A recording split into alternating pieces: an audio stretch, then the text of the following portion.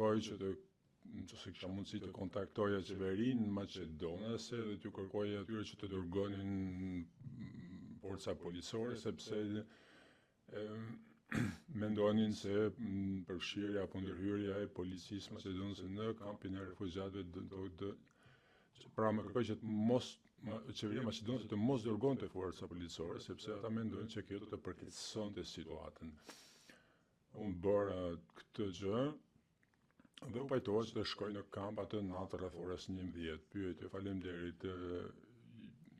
Ju jeni ndjeni të miratimit të rezolutës 1244, përgjigje po. Pyetja, mund të na thoni detyrën, cila ishte detyra juaj kur lufta mes UÇK-s dhe forcave serbe përfundoi, para sa kishit mundësi ju të vërenit. Pyetje, para atë sa kisha mundësi të shihja, në ato ditë me njëhershme pas takimit në Kumanov, serbët filluan të tërhiqeshin nga Kosova, forcat njësitë policore dhe ushtarake serbe filluan të tërhiqeshin nga Kosova, NATO-ja filloi të futej në Kosovë,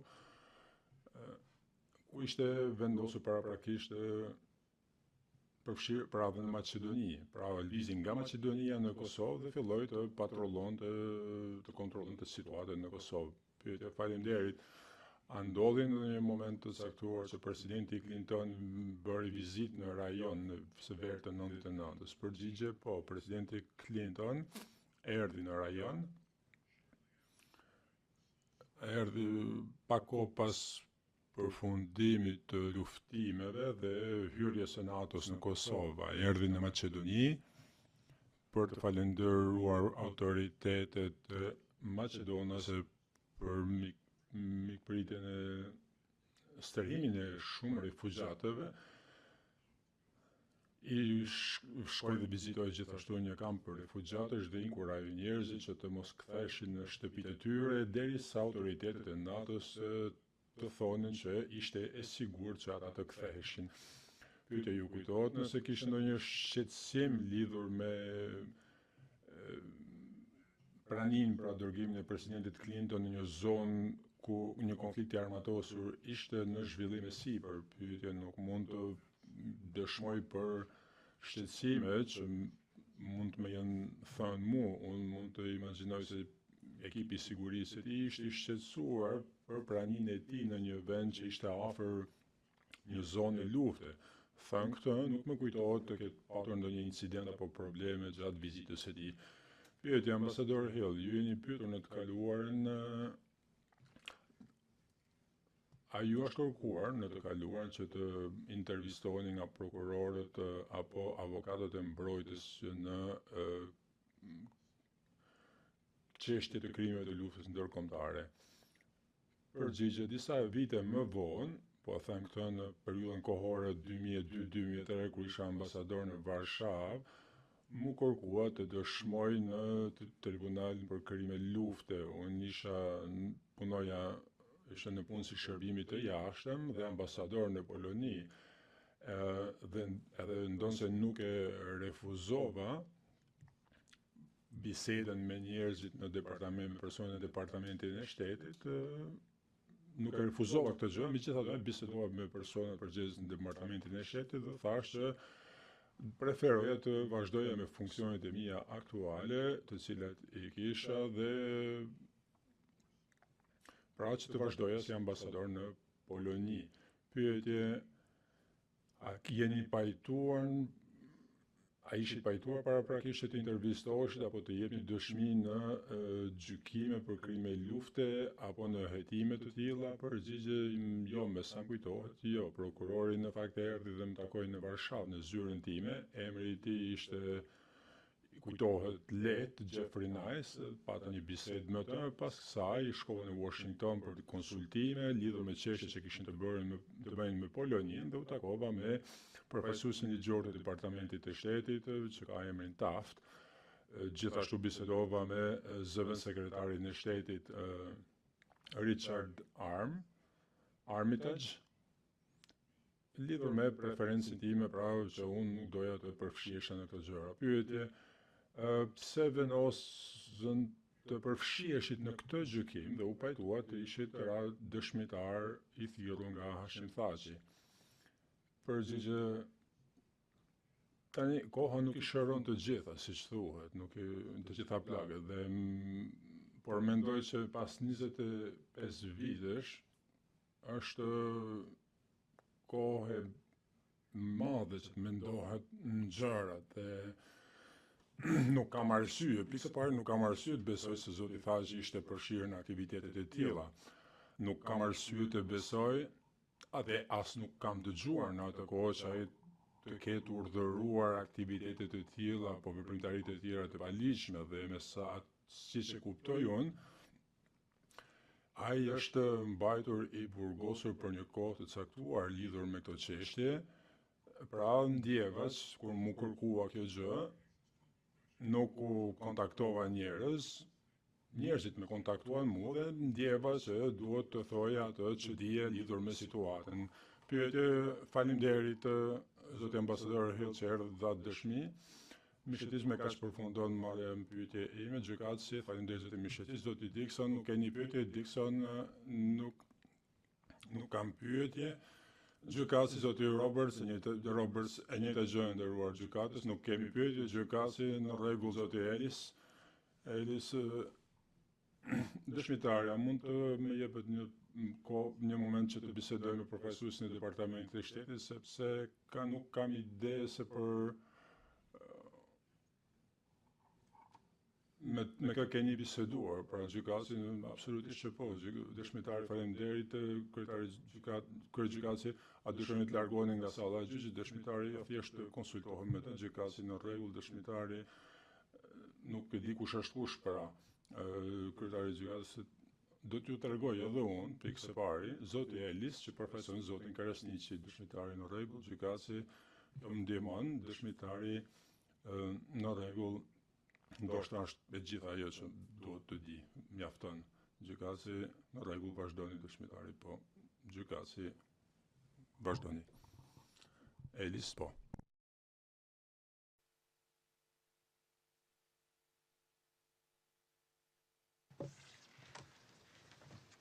Okay. Dëshmitari në rregull. Gjykatës do të duhet kisha përdorur emrin e zotit Karasniqi, që është Jakub Karasniqi, dëshmitari po. Elis, mirëmëngjes zoti ambasador. Kërkëndjes nuk jam prezantuar, unë jam Eidan Elis, përfaqësoj Jakub Karasniqin. Kam disa pyetje sot në mëngjes, si në vijim të çështjeve që diskutuan gjatë dëshmisë tuaj dje, pyetja dëshmitari në rregull. Pyetja parë ka të bëjë me një pjesë të intervistës në dokumentin e Blerim Shalës, që është DHT 12206 deri në 12372 në faqen DHT 12292. Nëse mund ta shfaqim në ekran, ju lutem.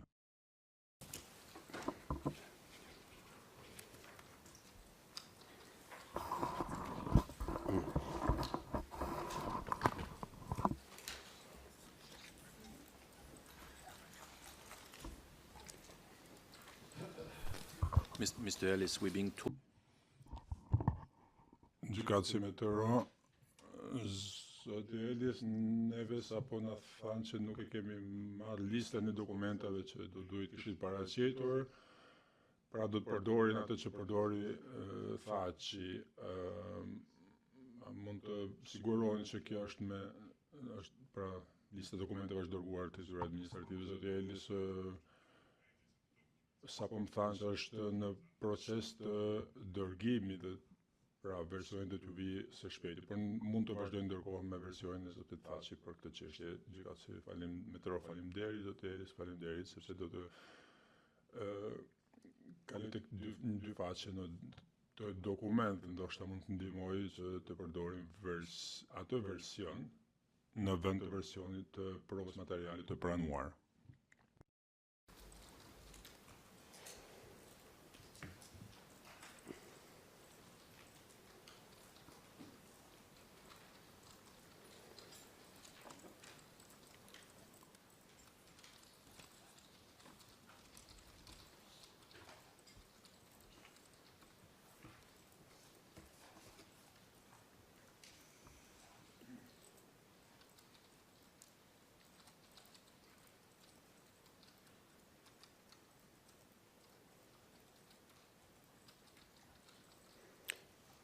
Thank you. Faleminderit. Juve ju bën disa pyetje dje lidhur me pjesën ku fillon me pyetjen e zotit Shalaku, thot në atë periudhë kohore, e dini kush ishte përgjegjës i UÇK-s, kush ishte personi më i rëndësishëm në UÇK? Përgjigjja juaj ishte nuk mund të kishte sukses po të kërkoj kush ishte përgjegjës i UÇK-s. Tani dhe juve ju bën disa pyetje lidhur me këtë, mendoj nga gjykatësi Gaynor, lidhur me periudhën kohore për cilën bëhej fjalë. Përgjigjja juaj ishte në fund të verës, fillim të vjeshtës 1998. Pra ajo që dua të bëj është të ju tregoj dy faqe më herët në këtë dokument dhe të përpiqemi të gjejmë që të ndihmojmë pra për të gjetur datën për cilën bëhet fjalë. Dëshmitari në rregull, Elis, dhe mund të kalojmë dy faqe më përpara, ju lutem, në 12290 dhe mund të kalojmë në fund të faqes, se shikoni zoti Shala fillon duke bërë pyetjen lidhur me diçka që ishte refuzuar nga hedhur poshtë nga diplomacia franceze në dhjetor të 98-s dhe pastaj vazhdon me tej në fund të faqes me pyetjen në dhjetor të 98-s ju ishit duke ecur drejt idesë pra që të duhej të bëjë një konferencë ndërkombëtare. Shikoni këtë përgjigje, po e shoh. Nuk jam i sigurt nëse më kujtohet a jam pyetur për konferencën ndërkombëtare deri në momentin kur Madeleine Albright më thirrri, që besoj ka ndodhur më vonë se sa në periudhën e dhjetorit. Duhet të shtoj se ka ndodhur shpesh në këto rrethana, pra në rrethanat konflikti ku ishte të cilin ishte shumë e vështirë të zgjidhej. Ndodh shpesh që njerëzit të thonë pse mos i mbledhin të gjithë së bashku në një dhomë dhe me siguri do të jemi në gjendje që ta zgjidhim këtë problem. Unë nga ana ime isha skeptik se një konferencë apo organizimi një konference mund të zgjidhte këtë çështje. Për më tepër isha skeptik dhe në fakt i lodhur nga ideja se Daytoni ishte modeli për të zgjidhur problemin e Kosovës, i cili mua më duke një konflikt, unë e gjykoja si një konflikt shumë ndryshe. Pyetje është e kuptoj këtë. Nëse mund të kalojmë tek faqja tjetër, faqja 12291, së pari, nëse mund të kalojmë në mes të faqes, ku përgjigjja juaj është të shënuar, ku ju thoni në rastet ku ka dyshime, është gjithmonë ideja, përgjigje po, që të përgjigje që të bëjmë një konferencë. Në këtë paragraf ju shprehni të njëjtën ide që ju përmendet sot në mëngjes, pra se njerëzit ishin gjithmonë vazhdimisht propozoni një konferencë, por që ju vetë ishit pak skeptik lidhur me ato që mund të arrihej në këtë rast konkret. Përgjigje është interesante që pas 25 vjetësh të këtyre komenteve që kam bërë, kam të njëjtin vlerësim lidhur me këto, po të njëjtin mendim lidhur me këto konferenca apo konferenca të tilla. Pyetje në rregull, përgjigje pra për të përgjigjur pyetjes tuaj, po. Pyetje dhe shihni që menjëherë pas përgjigjes zoti Shala ju bën një pyetje tjetër, që është kush ishte në të vërtetë, në fakt, kush i mbante kontaktet me UÇK në vjeshtë dhe dimër të 99-s. Larry Losin ishte pak a shumë në përgjigjes për këtë. Mendohet kjo pra në vjeshtë të 98-s dhe jo në janar të 99-s. Përgjigje, po, data është e gabuar. Larry Losin ishte në atë kohë ndihmës sekretarit të shtetit. Larry ishte i ri në këto me përvojë të jo të madhe në këtë çështje, pra nuk e di nëse Blerimi kishte këtë mendim. Pyetje, faleminderit, mund të kalojmë në faqen 12292, zoti Shala ju pyet. A e dinit në atë kohë kush ishte përgjegjës i UÇK-s, para pas faqeve paraprake referohet nëntorit, dhjetorit 98, ndoshta, apo jo? Përgjigje mendoj që po. Pyetje dhe nëse kjo mund të ndihmoj mund t'ju tregoj deklaratën apo për mbledhjen e deklaratës tuaj që keni dhënë mbrojtjes së faqit dhe do t'ju lexoj atë që është shënuar në paragrafin 53 ku lexon në vjesht dhe dimër të 98-s nuk ishte mundur të identifikohej për një person që ishte përgjegjës i UÇK-s. Vazhdon të jetë kjo dëshmia juaj? Përgjigje po. Kjo është arsyeja për të cilën u deshën muaj dhe muaj të tërë që të kemi ndonjë diskutim të vërtet me njerëzit e UÇK-s dhe kjo është arsyeja e kompleksitetit e vështirësisë për të bashkuar delegacion, për të krijuar një delegacion të shqiptarëve të Kosovës me njerëz dhe personazhe të ndryshme. Për pyetje po, dhe për të përfunduar lidhur me këtë temë, keni dhënë dëshmi lidhur me të në seancën përgatitore javën e kaluar, ku ju keni thënë, dhe kjo është në paragrafin 33, arsyeja për të cilin ata nuk mund të gjenin dikët një person që ishte përgjegjës i UÇK-s ishte sepse nuk ishte askush përgjegjës. Fakti që ju keni vazhduar të kërkoni kaq për një kohë kaq të gjatë sugjeron se ky problem nuk ishte zgjidhur. Ata nuk ishin zgjidhur këtë problem. Përgjigje mendoj që kjo është 100% e saktë. Ndonjëherë kur kërkohet diçka dhe nuk gjendet, arsyeja për këtë është sepse ajo gjë nuk ekziston. Pyetje, faleminderit. Tani do të kalojmë tek një temë tjetër që është 6 nëntorit, takimi 6 nëntorit 98 në Dargobil, që ju keni bërë me zotin Kersniqi. Përgjigje po. Pyetje dhe disa të tjera. Ishte kjo hera parë që takuat në zotin Kersniqi? Përgjigje besoj që po. Besoj që ky takim ishte organizuar nga përfaqësuesit tanë të Kejdomit.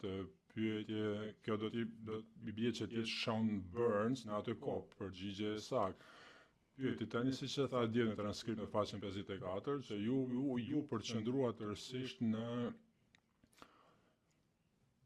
për të parë atë që ata mendonin për planin tuaj të Kosovës. A është e saktë sa i takon çastit që ju kishit për këtë mbledhje, për këtë takim? Përgjigje po. Puna ime ishte që të vija që të krijoja një plan për të dhënë fund konfliktit dhe pra mundësia për të takuar me njerëz që për të cilët Shon më tha që ishin në UÇK, ishte një mundësi e tillë. Elisa, mund të kalojmë të shfaqim në ekran për 01069 përpara që të bëjmë këtë gjë nderuar gjykatës. Paraqes këto dy faqet e intervistës për të pranuar si prova, dy faqe që i tregova ambasadorit, gjykatësi mikrofoni fikur, Elis mendoj që është 90-91, gjykatësi në rregull, se i lexova mbrapsht. Elis, faleminderit, gjykatësi ndonjë kundërshtim, paqë jo, gjykatësi DHT 12292 dhe DHT 12291 pranohen. Elis, sa mund të shtohen provës materiale të faqit, që mendoj është 423 12423. Gjykatësi, po, ju lutem shtojni provës materiale 12423. Paqa mund të sqarojmë, a ishte 9091, gjykatësi mikrofoni fikër, sekretari i gjykatës, mendoj që ishin dy faqe, DHT 12290 dhe 91. Dëshmitari po. Gjykatësi DHT 12292 është pranuar. Më parë, Elis në rregull. Sekretari i seancës, faleminderit nderuar gjykatës. Faqet përkatëse do t'i bashkëngjiten provës materiale 1200423 me klasifikim publik. Elis. Në rregull. Shkojmë në faqen 075334.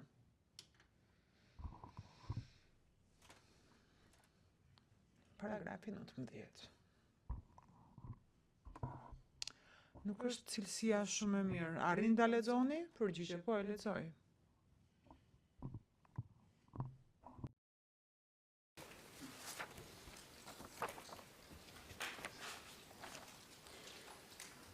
Ambassador, this is Ambasador.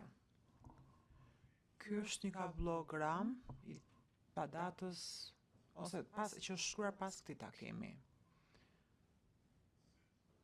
Në të cilin thuhet, nëse mund ta lexoni, UÇK-ja kishte nevojë për 3 javë për të koordinuar përgjigjen për draftin e parë të 1 nëntorit të ambasadorit Hall. Si rezultat, përgjigja e UÇK-s nuk shkoi në kohë tek ambasadori Hall për të shqyrtuar për përfshirjen e rishikimeve në dokumentin e 1 nëntorit. Sigurisht gjatë kësaj kohe pati shumë debate të brendshme politike mes udhëheqjes, ne presim që kjo vështirësi në komunikim të sjellin vonesa. Pra, a pati një vonesë prej 3 javësh nga ana e UÇK-s që të përgjigjej propozimit tuaj? Përgjigje. Po, pati shumë vonesa.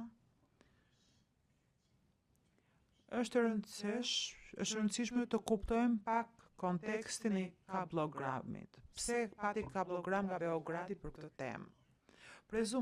Supozoj, se ky ka ardhur drejt për së drejti nga Sean Burns, drejtuar ambasadës në Beograd, ku është rishtypur dhe është dërguar si telegram nga Beogradi. Është hera parë që e shoh në fakt të dokument, ose mbase e kam parë para 25 vitesh. Unë mendoj që ky dokument tregon se Shoni ka menduar se vonesat kanë qenë natyrës teknike dhe jo të personelit. Pra ishin shkaktuar nga mungesa e pajisjeve përkatëse.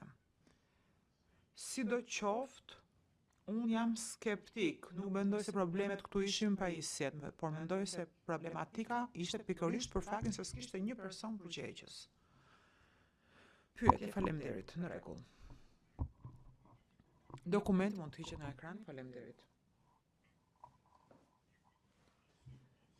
Ju bën disa pyetje dje në faqen 51 të transkriptit djeshëm, lidhur me deklaratën që keni dhënë në intervistë me Blerim Shalën, që shumë energjisë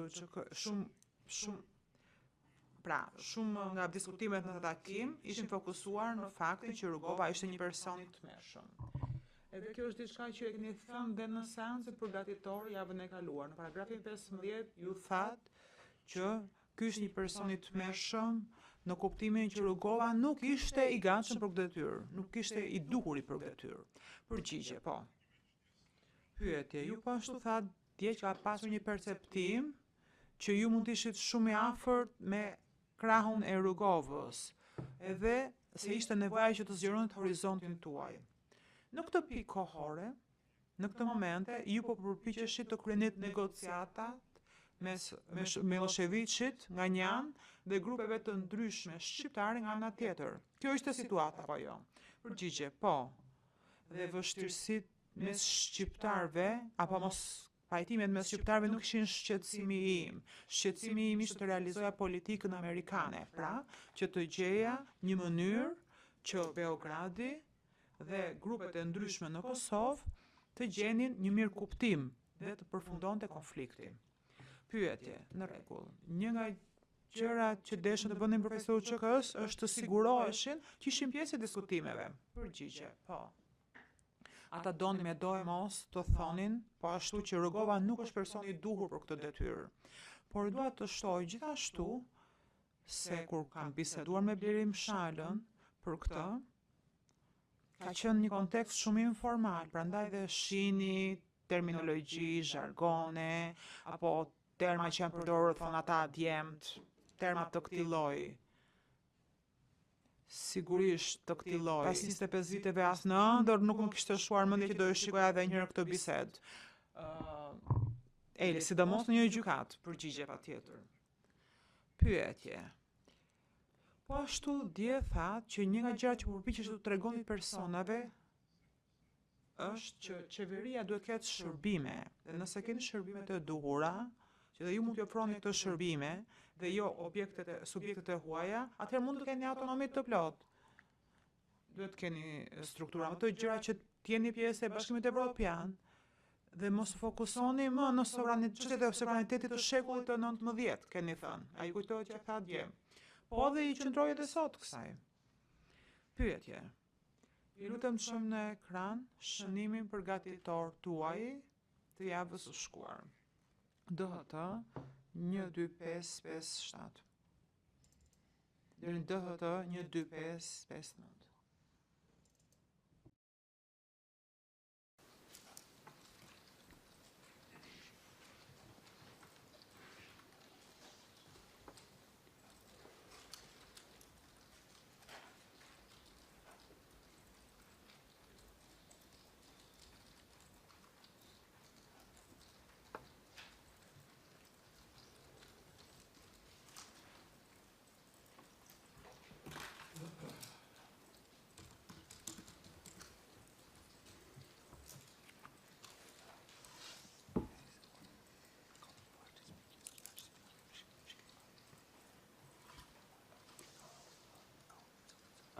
I understand this is on the calling part. Është në listën e prezantimeve të palës thirrse. Kështu që mund ta gjeni në listën e materialeve të mbrojtjes së thaçit. Gjykatësi në rregull.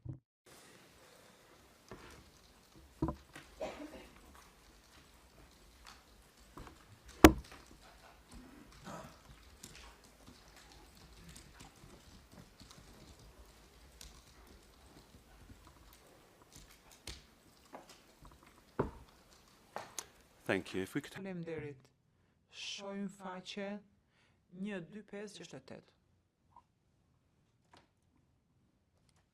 Edhe shkojmë më poshtë që të lexojmë paragrafin 38 dhe 39. Dua që të trajtojmë së bashku. Ju keni thënë që konkretisht nuk ju kujtohet ndonjë element i planit të ashtu quajtur Hill që lidhet me policimin lokal. I qëndroni kësaj? Përgjigje. Konkretisht nuk më kujtohen elementet të kësaj marrëveshje. Në marrëveshjen e Dayton kishim një shtojtës më vete kushtuar çështjeve të policore. Nuk më kujtohet sot, po ma merr mendja që ka qenë diçka që është diskutuar dhe si sot funksiononte policimi në atë kohë, në kontekstin e kësaj marrëveshje. Pyetje. Më pas keni thënë dhe ju e dinit që zgjidhja më e mirë për Kosovën ishte qeverisja lokale edhe policia lokale do të ishte pjesë e saj. Përgjigje po. Po. Pyetje. Pjesërisht, se policia lokale ishte një prej shërbimeve që keni diskutuar ju, që mund të ofrohej në një Kosovë autonome prej shërbimeve kosovare apo jo? Përgjigje po. Policia lokale është diçka që konsiderohet në gjithë botën si shërbimi më i mirë për të zbatuar ligjin. Pra, të kesh policinë afër komunitetit. Pyetje. Në shtancën përgatitore më pas keni thënë se konkretisht nuk i kujtohet në një bisedë me UÇK-n lidhur me këtë pjesë të planit që trajtonte policimin lokal, përveç faktit që shqiptarët e Kosovës donin një shtet të bashkuar dhe nuk donin një situatë ku një pjesë e popullatës së tyre të raportonte Beogradit dhe të mos raportonte komandantëve shqiptar në Prishtinë. Pra ideja e policisë lokale ishte pak shqetësuese për shqiptarët e Kosovës nëse nënkuptonte që ata duhet të raportonin autoriteteve serbe. Përgjigje. Mendoj që kjo është e vërtet me sa kam unë ndjeni. Mendoj se ekziston të shqetësimi se mos kur flisnim për policinë lokale apo çdo shërbim lokal, ekziston të pra shqetësimi që ky mund të ishte një plan për të mbajtur strukturën e përgjithshme në Beograd si ambrell dhe prandaj kishte skepticizëm te kjo polici kur përdoroi fjala lokale. Sidoqoftë, unë mendoj se nga ana e tyre më shumë se nga ana ime ekzistonte nocioni se kjo organizat që do të kontrolloj policinë, atëherë rrjedhimisht do kontrolloj edhe Kosovën. Dhe thanë që për faktin që zbatimi i ligjit është një nga aspektet kryesore, shtyllat kryesore të kontrollit. Unë parapëlqej të flas për grupime lokale apo shërbime të tjera lokale. Edhe duke pasur këto shërbime lokale do të kishte autonomi. Megjithatë, u fokusuan më tepër se ç'duhet tek policia lokale, të paktën personat që mendonin se problematikat fillojnë dhe mbarojnë me çështjet e sigurisë. Pyetje. Edhe ekziston shqetësimi sepse mund të kishte element në policinë lokale që do t'i raportonin Beogradit dhe Miloševićit apo jo. Përgjigje. Po, ta ishin persona të fakt që besonin në pavarësi të plotë dhe që mendonin se Kosova do të kishte pavarësi të plotë. Unë nuk mund ta theksoj të mjaftueshëm. Unë nuk përfaqësoja këtë grupim. Unë nuk përfaqësoja grupe të ndryshme të shqiptarëve të Kosovës. As nuk përfaqësoja aty Serbinë. Unë aty përfaqësoja Shtetet e Bashkuara dhe në bisedat e thelluara që kam pasur me sekretarin e shtetit Albright apo dhe me ambasadorin Holbrooke, ne përpiqeshim të bënim një plan për autonomi, sepse sipas nesh, më falni, ky ishte plani që do ta përfundonte dhunën e do të ndihmonte situatën në mënyrë që të vazhdoni më tej me detyrën tonë për ta bërë Ballkanin pjesë e Evropës. Pyetje, dhe këto propozimet për policinë lokale në fakt nuk u materializuan asnjëra apo jo? Se më pas erdhi Uniku apo jo në vijim të Rambujes. Përgjigje sakt. Më duhet të shtoj për të dhënë kontekst që kur u realizuam Daytonin për Bosnjën, ne dinim se si do të ishte e ardhmja dhe ishim në pozicion të trajtonim dhe çështjet e sigurisë, sepse kishim një shtojcë më vete për policinë. Por ama për Kosovën ishim në një nivel më bazik për ndalimin e dhunës dhe të trajtonim disa nga shqetësimet themelore. Dhe nuk ishim në gjendje të krijonim në fakt një forcë policore.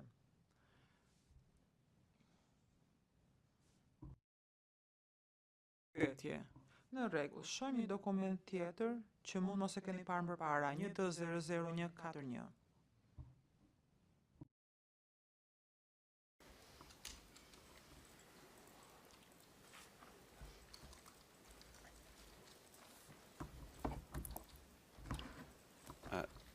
So you can see Në shikoni letrën e kokë, është një kablogram i ambasadës austriake në Beograd, i datës 30 shtator 1998. Ju lutem të shkojmë më poshtë në tekst. Dua të shohim këtë pjesën ku është bërë një takim me grupin e kontaktit të ambasadorëve dhe Miloševićin dhe takimin e mëpasshëm me Rugopën. Ju keni qenë bashkë pjesë e grupit të kontakteve apo jo? Përgjigje, jo më duket. Më duket se kjo është hera e parë që shoh, sidoqoftë. Besoj se ky referohet ambasadorëve që ka raportuar vendet e kontaktit në Beograd. Pyetje. Austria ka qenë pjesë e grupit të kontaktit? Përgjigje, jo, nuk ka qenë. Po me zotin Petrić, ambasadorin austriak në Beograd, që ishte i dërguari i posaçëm i Bashkimit Evropian, dyshoj, po nuk jam i sigurt, që për shkak se ka qenë i dërguari i posaçëm ka qenë i përfshirë. Elis, pra i ka qenë i përfshirë nga Bashkimi Evropian, jo nga Austria. Përgjigje, kështu e kuptoj unë, po. Pyetje. Do t'ju pyes atëherë për pikën e parafundit këtu. Ka një listë gjërash që i ka përcjell Miloševići grupit të ambasadorëve. Thot, koordinatorët e sigurisë janë krijuar tashmë në 70 fshatra në pjesën perëndimore të Kosovës, në llapa të lista është marrë nga ambasadori Hill me 29 shtator dhe do të transmetohet në një raport më vete. Ja ju kujtohet pra kjo? Përgjigje, nuk më kujtohet në një listë të këtij lloji, jo. Nuk më kujtohet. Pyetje, a pra keni pas dieni ju që Miloševići po krijonte njësi lokale në fshatra, sidomos në pjesën perëndimore të Kosovës? Njësi policore. Përgjigje, jo. Por po të kisha që në dieni të kësaj gjë, do kisha thënë që është një ide e keqe. Jo çdo nismë e presidentit Milošević na raportohej, apo me thënë drejtën as seriozisht nuk e merrim të gjitha.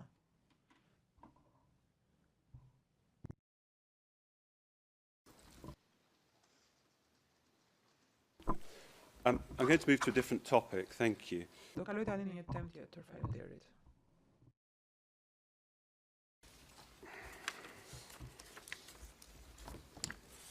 Which is to the VJ.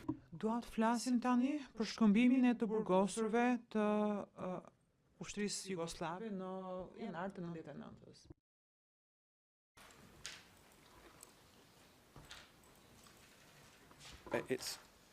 right, isn't it? Është vërtet që negociatat në janar të 99-s kanë qenë në fakt shkëmbimi i vetëm që ka ndodhur mes UÇK-s dhe ushtarëve gjatë konfliktit.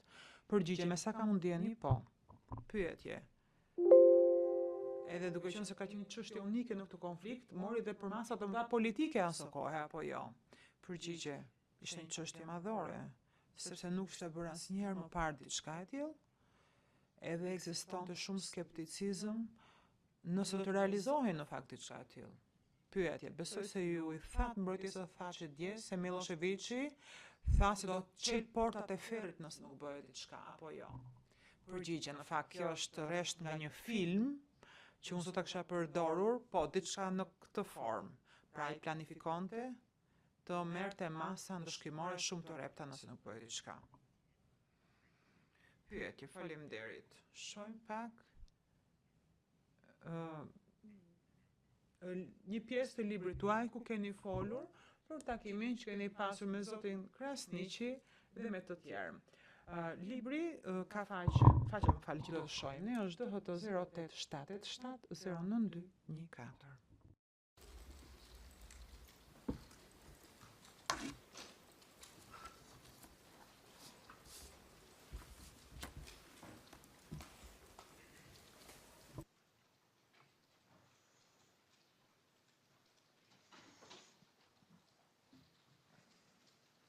And could we go to page 08?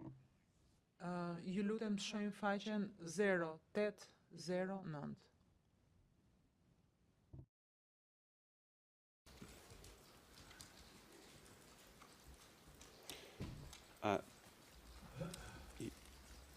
You refer Këtu keni thënë që zoti Krasniqi mori një pozicion shumë të ashpër apo shumë të rrept për këtë vonesën 10 ditore dhe tha që kjo është shumë normale.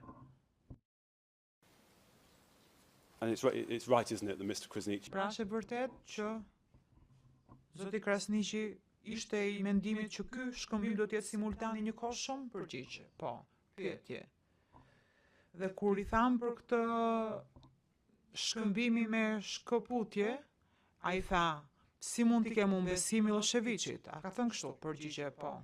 Pyetje, dhe ju thatë mbrojtjesë së Thatit në deklaratën tuaj se sipas jush ai ishte i shqetësuar sepse Miloševiqi do të ndryshonte kushtet e marrëveshjes apo jo? Përgjigje, po. Por unë i thash, konkretisht, ky nuk është problemi yt, ky është problemi im pastaj.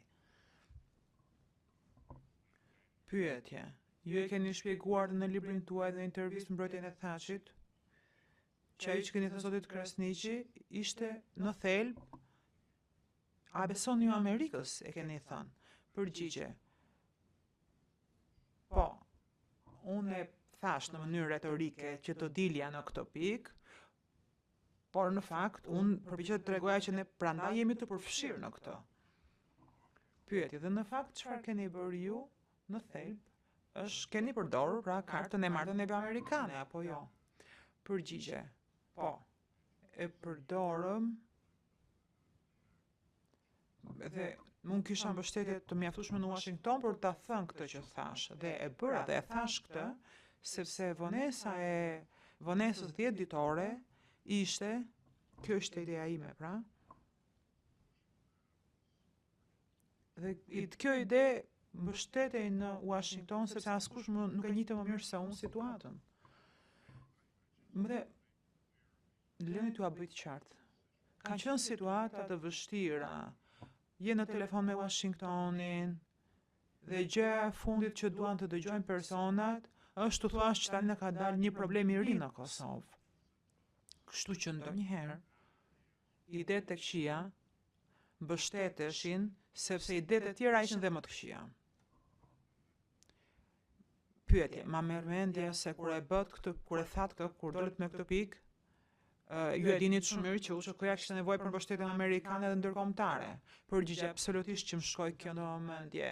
Pyetje, dhe Jakub Krasniqi sikurse çdo tjetër e dinte këtë gjë. Përgjigje, besoj se po. Could I then have on Pyetje.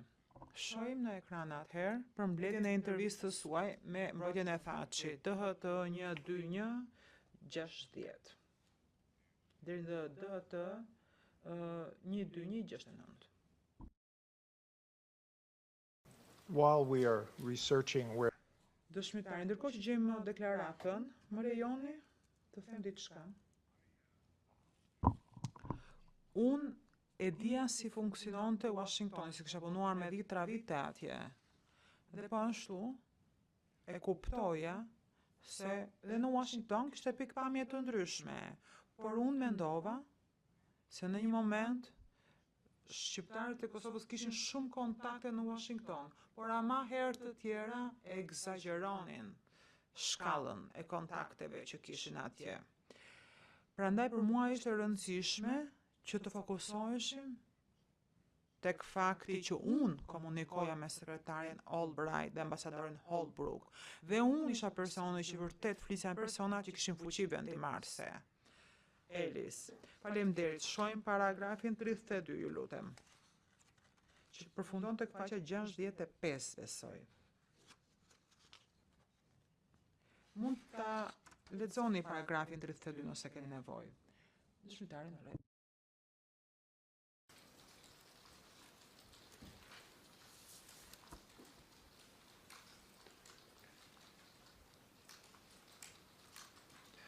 Yeah, I made Dëshmitari, po, unë ja bëra të qartë pikpamjen time aty në këtë takim. Ai nuk tha se më mbështeste. Nuk më kujtohet çfarë përgjigje më ka dhënë, por më kujtohet që përfundoi me atë që thash unë. Por menjëherë pas kësaj, nuk më mend se si, mësova se ishte pranuar dhe se do të bëhej lirimi i ushtarëve shumë shpejt. Pyetje, është e vërtet, pra siç është zbardhur në këtë përmbledhje, që ju nuk e dini se kush saktësisht është në UÇK e miratoi lirimin e ushtarëve jugoslav? Përgjigje, saktë, kjo ka qenë një problematikë e vazhdueshme me UÇK-n, sepse ne nuk e dinim kush ishte përgjegjës atje. Pyetje, dhe ajo që mendonit ju, pra që Krasniqi kishte marrë disa udhëzime, ishte pikërisht sepse ju nuk mendoni se zoti Krasniqi ishte një nga figurat kryesore, apo jo? Përgjigje, po. Këto janë mendime të babazuara, por në mungesë të informacioneve të tjera, atëherë po. Pyetje, pra, kjo është përshtypja juaj nga sa keni parë, që zoti Krasniqi nuk ishte ndonjë person i rëndësishëm në UÇK, apo jo? Përgjigje, po. Kjo ishte përshtypja ime. Elis, në rregull. Okej, tani vazhdojmë tej. Nuk do t'ju bëj pyetje për Rambujen, por dua t'ju pyes për pozicionin më pas. Dhe tani do të shohim 1D00358, që mendoj se është në listën e materialeve të Thatchit. Është një dokument të cilin e kemi trajtuar. Çështje të krimeve të luftës ndërkombëtare. Përgjigje, disa vite më vonë, po them këtë në periudhën kohore 2002-2003 kur isha ambasador në Varshavë, mu kërkua të dëshmoj në tribunalin për krime lufte. Unë isha në punë si shërbimi të jashtëm dhe ambasador në Poloni. Edhe ndonse nuk e refuzova bisedën me njerëzit në departament, me personat e departamentit të shtetit.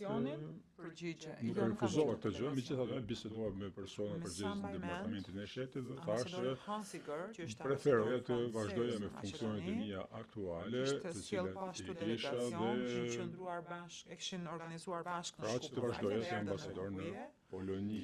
Nga kujtesa ime, mbaj mend, A jeni pajtuar, a ishi pajtuar paraprakisht të intervistoheshit apo të jepni dëshmi në gjykime për krime lufte apo në hetime të tilla? Përgjigje jo, me sa kujtohet, jo, prokurori në Fakerë dhe më takoi në Varshavë në zyrën time, emri i tij ishte edhe nuk pati vështirësi nga autoritetet serbe, domi francez shoqëroi ambasadorin në Washington për konsultime lidhur me çështjet që kishin të bëjnë delegacionin UÇK-s për Krasniqi Rambujt në Zërsylën nga aeroporti i Prishtinës në Sedlar, që është rreth 30 kilometra në Gjithashtu Jugoperëndim, bisedova pa me pegesa. zëvendësekretarën Përgjithë e nuk kujtohet, po besoj se shtetit është saktë. Pyetje, ju vetë Richard nuk keni qenë Arm, pjesë apo jo? Përgjigje. Jo, nuk kam qenë pyetje, pra mund të qenë lidhur me preferencën Shonbërns. time, pra Përgjigje mund që të qenë unë doja Shonbërns, të se di që janë përfshirësha në kthyer këto gjëra. me Pyetje, një pse avion francez. vendosën të përfshiheshit në këtë gjykim dhe u pajtua të ishit dëshmitar i thirrur nga Me një Hashim avion Thaçi. francez, po i ka ndihmuar Shvaja apo jo? Për të shkuar në Sedlar. Tani koha nuk i Përgjigje nga shëron të Prishtina. gjitha, siç thuhet. Po di që nuk ka pasur gjitha incidente. plagët, Për këtë kam ndjenë. por mendoj që pas Për sa kohë nuk ishte 25 problematika, vitesh, nuk më është nevojitesh i detajet të tjera. kohë Pyetje, po madhe ekzistonte që mendohet nevoja që ngjarje. të ndihmonte Kidomi për të shkuar në Nuk kam Sedar, arsye, sepse nuk do të ishte sigurt që delegacioni shqiptar të kalonte në në pikat në aktivitetet punkte e serbe tilla. apo jo, përgjigje. Nuk po. kam arsye të besoj, atë as nuk Pyetje. kam dëgjuar në atë kohë që ai të ketë urdhëruar Poshtë, aktivitete të në tilla paragraf, apo veprimtaritë të tjera të paligjshme dhe Tregon që ka pasur një konflikt të kuptoj madh unë, brenda UÇK-s për Ambujen. ai është mbajtur i Edhe burgosur për një antagonisti kohë të kryesor caktuar me këto I çështje. UÇK-s ishte Pra, profesor ndjevas, politik mu Adel kërkua kjo Denaçi. gjë. A ju kujtohet ju kjo gjë? Nuk u kontaktova njerëz, Ne e dini njerëzit që më Adel kontaktuan Denaçi mua dhe ndjeva që duhet të thoja atë që dije lidhur me ishte situatën. kundër Pyetje, faleminderit negociate me zot serbët. ambasador Hill që erdhi Ishte dha kundër dëshmi. çdo gjë Me që ka nuk trajtonte përfundon çështjen e pyetje parasisë. ime gjykatësi, faleminderit zoti Mishetis, zoti Kur Dixon, ekziston një keni pyetje problematika Dixon, serioze të rënda, ne supozoni nuk kam pyetje. që Gjykatësi zoti Roberts, e njëjtë Roberts, e njëjta gjë Denaçi. nderuar gjykatës, nuk Pas kemi këtyre. pyetje, gjykatësi në rregull zoti pyetje Elis. dhe ju prisni Elis dhe ju mendoni falni Dëshmitarja, që mund të personat jepet që ishin në në favor të kohë, nënshkrimit në moment duhet që që bisedojmë në me thonë sa t'ja profesionistin e t'ja departamentit shisnin të këtë shtetit, marrëveshje sepse apo jo. nuk kam Përgjigje, kështu e ide se kuptoni për- ne. Pyetje, sepse në këtë pikë se ekzistonte një person me që kë ta keni nënshkruante biseduar, marrëveshje. pra Përgjigje, gjykatësi kjo ishte absolutisht pikpamja që po, jonë. dëshmitari faleminderit.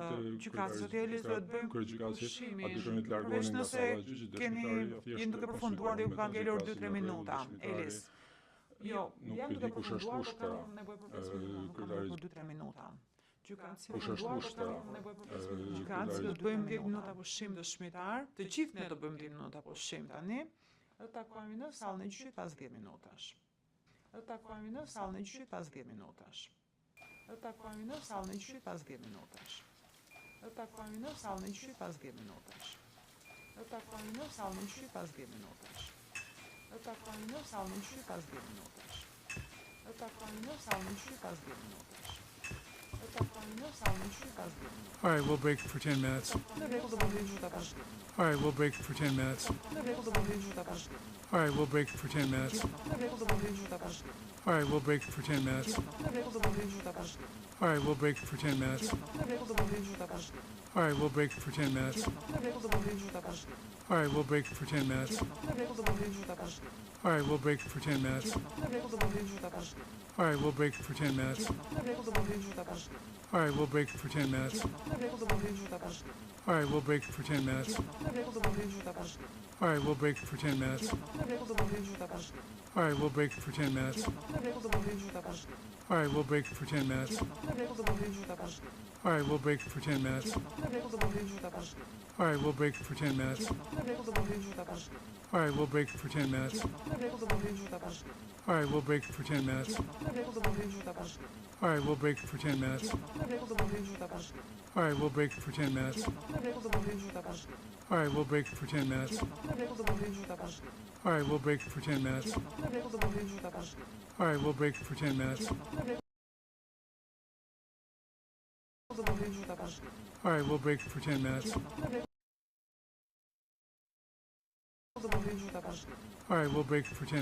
All right, we'll break for 10 minutes. Do bëjmë 10 minuta pas 10 minuta. All right, we'll break for 10 minutes. Do bëjmë 10 minuta pas 10 minuta. All right, we'll break for 10 minutes. Do bëjmë 10 minuta pas 10 minuta. All right, we'll break for 10 minutes. Do bëjmë 10 minuta pas 10 minuta. All right, we'll break for 10 minutes. Do bëjmë 10 minuta pas 10 minuta. All right, we'll break for 10 minutes. Do bëjmë 10 minuta pas 10 minuta. All right, we'll break for 10 minutes. Do bëjmë 10 minuta pas 10 minuta. All right, we'll break for 10 minutes. Do bëjmë 10 minuta pas 10 minuta. All right, we'll break for 10 minutes. Do bëjmë 10 minuta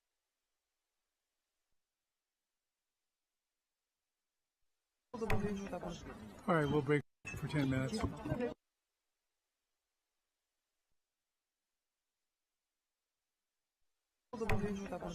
All right, we'll break for 10 minutes.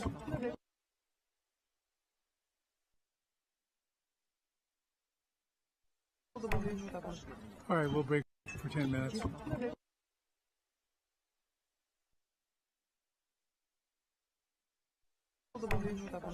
All right, we'll break for 10 minutes.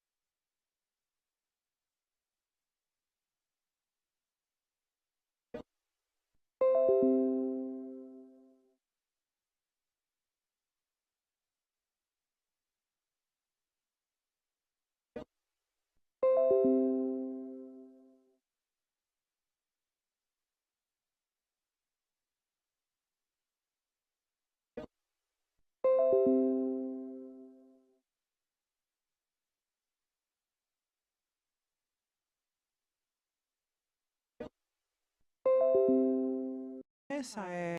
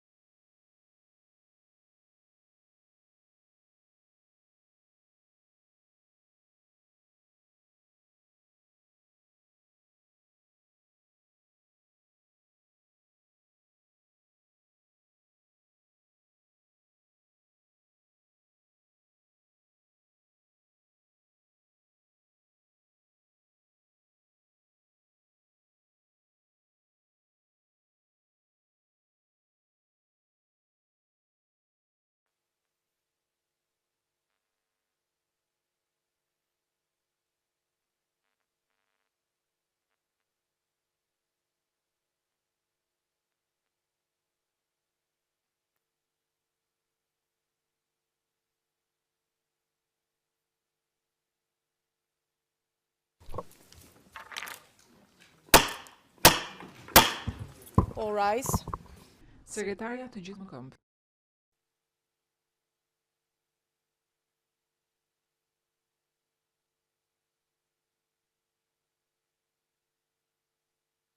Be seated.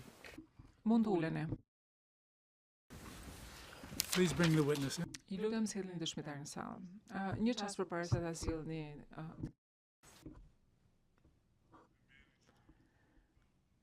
përpara se sa sillim dëshmitarin, duhet ju them që sapo ju informova sa i takon pushimit për seancën e pasdites, e thash gabim paradite dhe për këtë arsye duhet ta theksoj edhe një herë tjetër. Do bëjmë seancën siç e kemi bërë gjithmonë. Domethënë do kemi pushimin e drejkës nga ora 1 deri në 2:30 dhe pastaj do vazhdojmë deri në orën 4:30. Ju kërkoj ndjes, por kështu do të kur ke një morë të caktuar.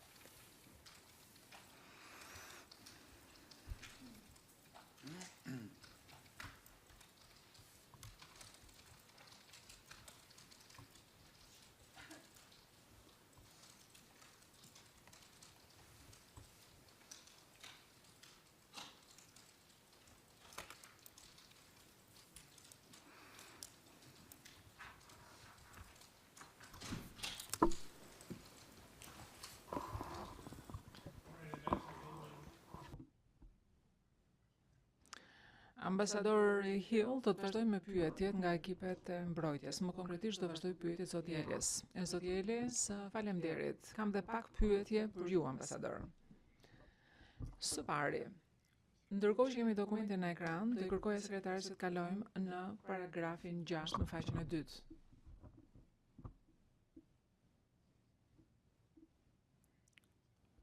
Në të thuhet që Buja komentoi që shtabi i përgjithshëm do të takohej atë pasdite me Demaçin. Buja thot që ai, krasniqet e Sulja do të merrin pjesë në të. Dhe kur u pyet lidhur me Demaçin, si krasniqi dhe Buja thanë se ata do të kujdesen për të, në thonjsa, dhe se kundërshtimi i tij për Rambujen dhe për qeverinë e përkohshme që ishte propozuar nga Rugova, Qosja dhe Thaçi më 24 shkurt do të tejkalohej. A jeni të informuar juve sa i takon proceseve të brendshme të UÇK-s lidhur me marrëveshjen e Rambujes në Paris, ambasador? Përgjigje, jo, nuk kam informacion sa i takon negociatave të brendshme. Ndërkohë, unë kisha ndjesin që ata kishin nevojat e tyre për sa i takon dhënies së pëlqimit për pikpamjeve të ndryshme brenda UÇK-s. Pyetje, keni fjalën për pikpamje të ndryshme brenda UÇK-s apo jo? Përgjigje po. Pyetje, do kërkoj që të hiqet dokumenti nga ekrani dhe të paraqitet një tjetër dokument për cilët juve ju bëri pyetje mbrojtja e Thaçit dje. Është dokumenti me numër 1D00310.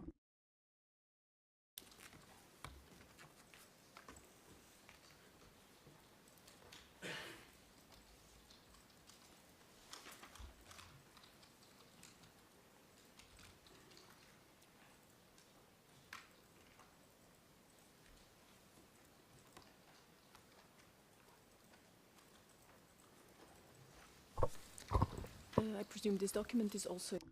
Sekretarja, besoj që ky dokument është në listën e dokumenteve të mbrojtjes Taçit apo jo? Elis, besoj se po.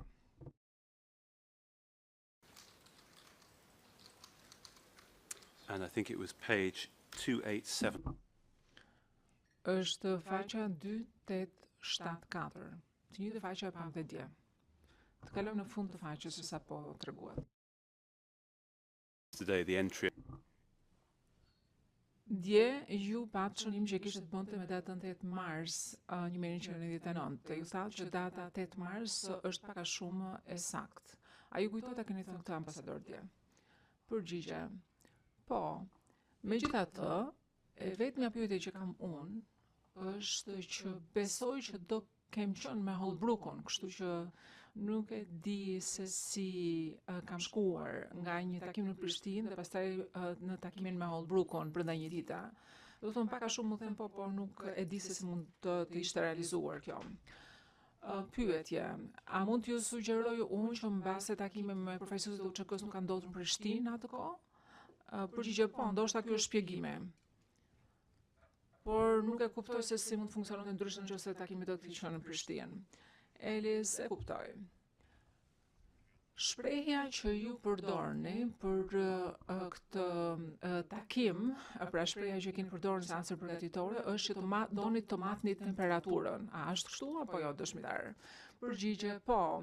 Unë shkova tek ai vend, nuk më kujtohet se ku ka qenë vendi eksaktësisht, por më kujtohet që kishte shumë gazetarë që na shoqëronin. Dhe situata ishte e tillë që ne donim që të matnim temperaturën atyre dhe të siguroheshim që ato ishin në rrugën e duhur dhe që ata do respektonin marrëveshjen e Rambujës. Pyetje. Edhe pse ju menduat që nuk morët një mendim përfundimtar pozitiv, shenjat ishin pozitive apo jo? Përgjigje po, unë me thënë të drejtën e kam hequr fare fjalën përgjigje përfundimtare nga fjalori im gjatë periudhës time atje, megjithatë i pajtohem atë çfarë thatë juve, që shenjat ishin pozitive. Elias, faleminderit, nuk kam pyetje të tjera për ju. Gjykatësi, faleminderit, zoti Paç, që keni ju fjalën tani. Paç, faleminderit për fjalën, por para se sa të vjoj më tej, kërkoj që të hiqet dokumenti që kemi në ekran. Mirëmëngjes, dëshmitar. Unë quhem James Paç, jam prokuror me prokurorinë. Kam planifikuar 5 orë për pyetjen me ju, megjithatë shpresoj që të mbaroj më herët se sa kaq. Dëshmitari dhe unë shpresoj të njëjtën gjë. Pyetje, përpara se sa të filloj, dua të them që përpara se sa të kërkoj që të shfaqen ekranet, do them nëse dokumentet duhet të shfaqen për publikun apo jo. Dëshmitar, ju dhatë dëshmi lidhur me takimin me Xhavit Halitin Zekën në Tiranë në qershor të 98-s. Ky ka qenë takimi i parë që keni pasur ju me UÇK-n apo jo? Përgjigje, me sa kujtohet mua, po. Pyetje, sikur se keni thënë në seancën përgatitore me mbrojtjen, kur e keni takuar Xhavit Halitin, ju nuk e dini se çfarë roli ose çfarë domethënie, çfarë rëndësie kishte ai në UÇK, apo jo? Përgjigje, e sakt, ca njerëz më kishin thënë që ishte në nivel shumë të lartë, dikush më kishte thënë që ishte shok me persona të rëndësishëm në UÇK. Nuk ishte sigur se kush kishte të drejtë, por ishte ai përfaqësonte dëshirën për të ndjekur pistat e propozuara.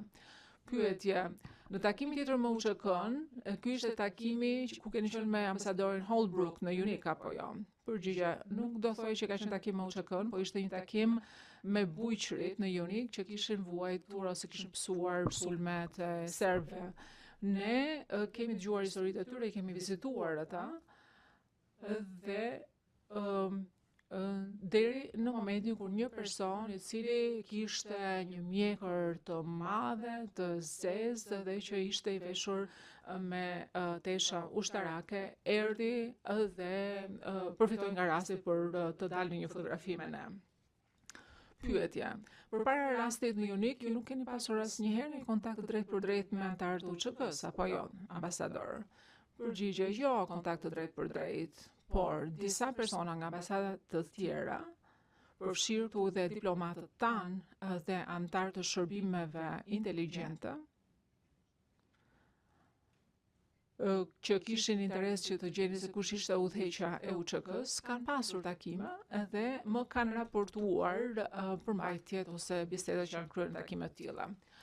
Pyetje, ju sapo na thatë dhe keni dëshmuar dhe dje në fakt lidhur me praninë e këtij burri në takim.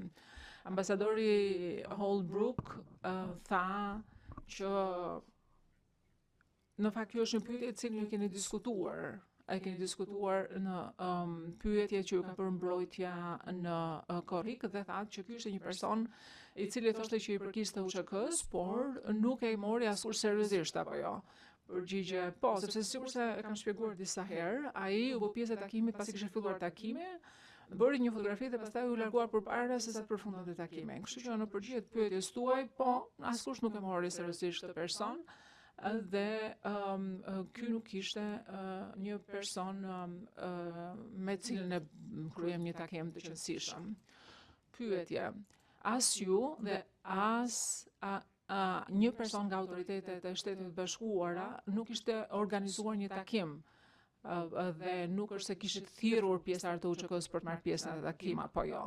Përgjigje jo, nuk ishim organizuar një takim, nuk kishim kërkuar askujt nga UÇK-ja që të merrte pjesë në të. Megjithatë, duhet të them që fotografia e Holbrookut, i cili ishte i ulur ngjitur me këtë personin që unë e përshkrova më herët, u shfaq gjithandej. Dhe nga ana tjetër, Miloševići në Beograd i kishte dërguar një njoftim Holbrookut, duke i thënë që nuk do të takojë më me Holbrookun për shkak të takimit që ai kishte pasur me UÇK-n. Dhe në atë pikë Holbrooku më kërkoi mua që shkoja në Beograd dhe të përpiqesha që të qetësoja situatën. Pyetje, pra, edhe një herë nuk është organizuar asnjë lloj takimi paraprakisht me antarë të UÇK-s në Junik dhe nuk kishte asnjë arsye që ju të prisnit që të organizoni një takim i tillë as juve dhe as ambasadori Holbrooke atë ditë apo jo, dëshmitar. Përgjigje, nuk do arrija në këtë përfundim, megjithatë nuk ishte shumë sekrete në atë pjesë të botës dhe jam e sigurt që njerëzit e dinin se për ku ishim nisur. Dhe kur shkuam atje, kishte të paktën 10 ose 20 automjete me persona të shtypit, të cilët e dinin çfarë destinacioni ishim nisur ne dhe në çfarë pjesë të Kosovës ishim.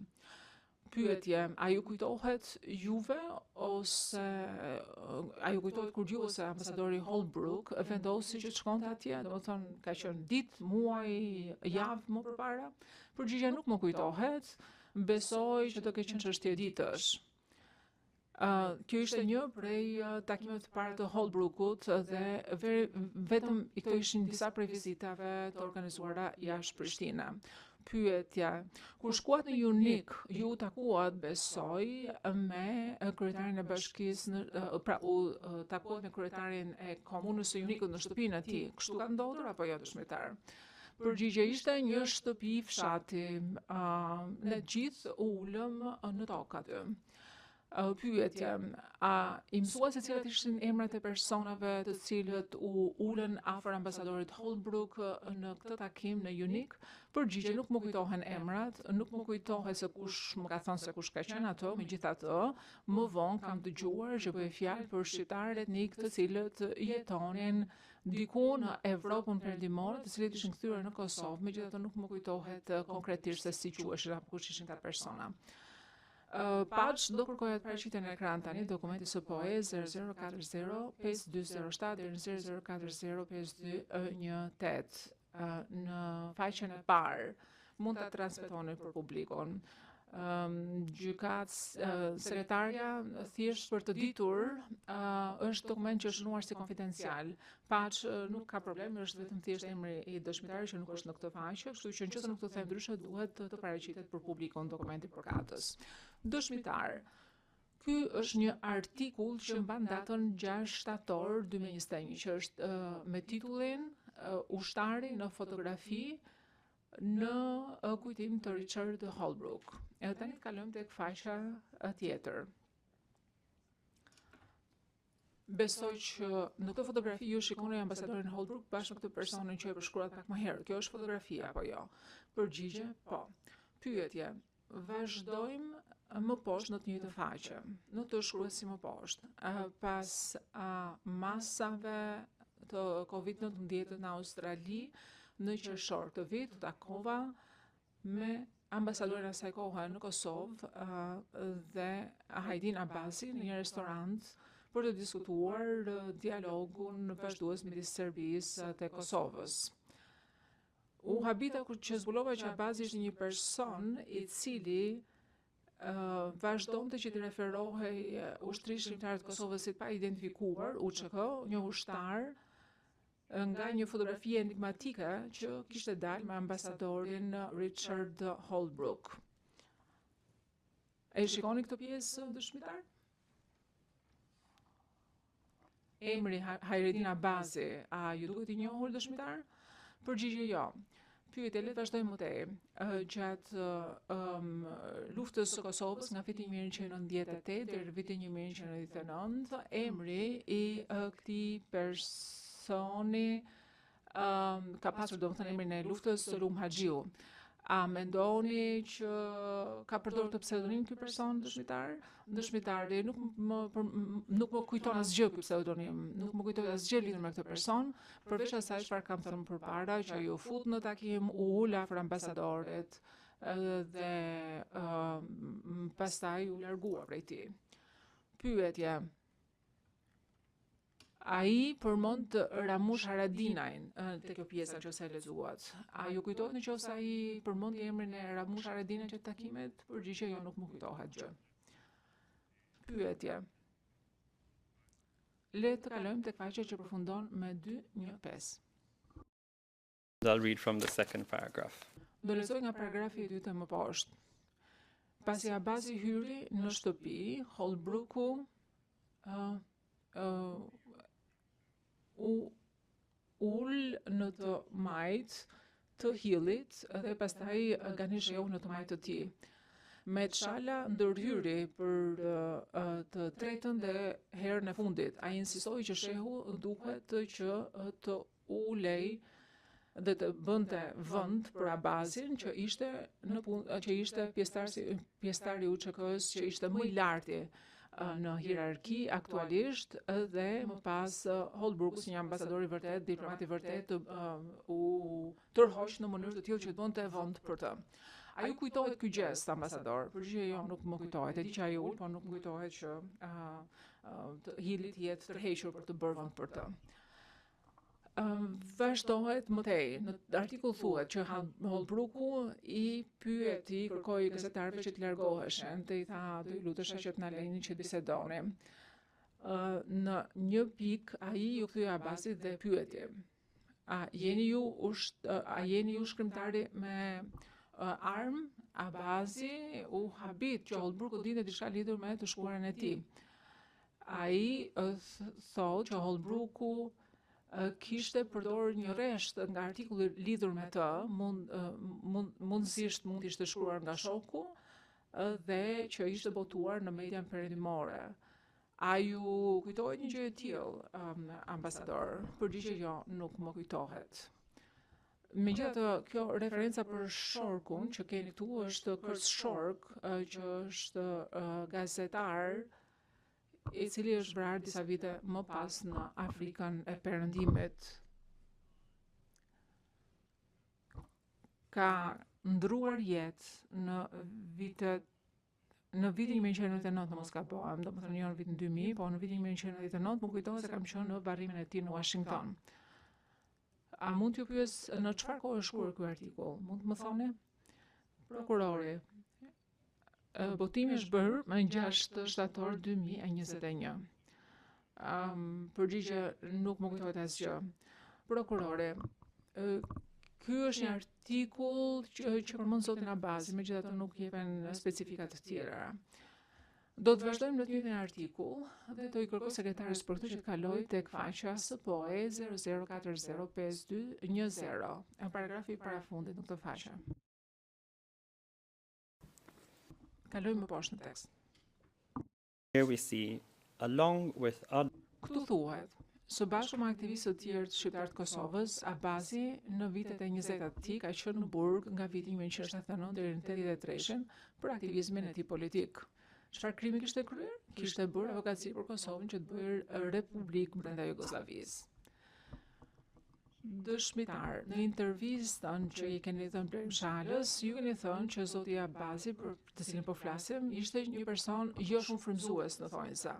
Dhe kur e keni takuar në qershor të 98-s, a keni qenë në dieni të faktit që ai kishte qenë 4 vite në burg për aktivizëm politik? Përgjigje.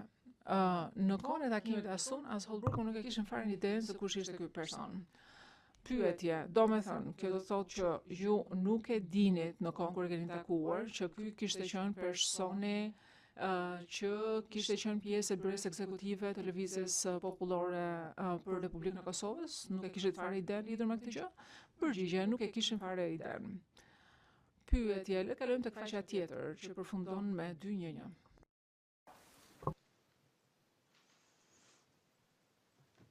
Certainly, my apologies to the interpreters. I think, witness, you heard this. Kërkoj ndjes për pyesve.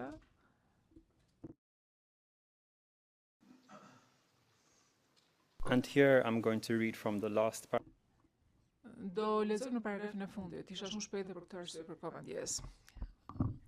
Këtu thuhet në Unik Abazi që ishte në punës për moralin, politikën dhe informacionin në zonën e Unikut dhe Reka e Keqe, së bashku me një të ri shqiptar të Kosovës, Ganisheu, komandant i shtabit të UÇK-s për Unikun. Ata bashkërisht ishin akuar, për marrëdhënie politike të UÇK-s. Atëherë, bazuar në informacionet që na datën përpara, i takon që ju nuk keni pasur informacion të mëparshëm lidhur me faktin që ai ishte përgjegjës për moralin, politikën dhe informacionin unik dhe në Reka e Keqe, apo jo, dëshmitar.